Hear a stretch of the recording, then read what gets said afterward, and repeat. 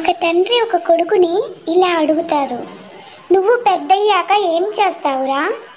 కొడుకు, పెళ్లి చేసుకుంటా అంటాడు. తండ్రి, అది కాదురా, ఏమవుతావని అడిగా. కొడుకు, పెళ్లి కొడుకునవుతా. తండ్రి, నా ఉద్దేశం పెద్దయ్యాక ఏం సాధిస్తావని అడిగారా? కొడుకు ఇలా అంటాడు, పెళ్లి కూతుర్ని. తండ్రి, ఒరేయ్, పెద్దయ్యాక అమ్మా నాన్నల కోసం ఏం తెస్తావని? కొడుకు, కోడల్ని. తండ్రి, సచ్చినోడా, మీ నాన్న నీ దగ్గర నుండి ఏమి కోరుకుంటున్నారు? కొడుకు, మనవుడిని.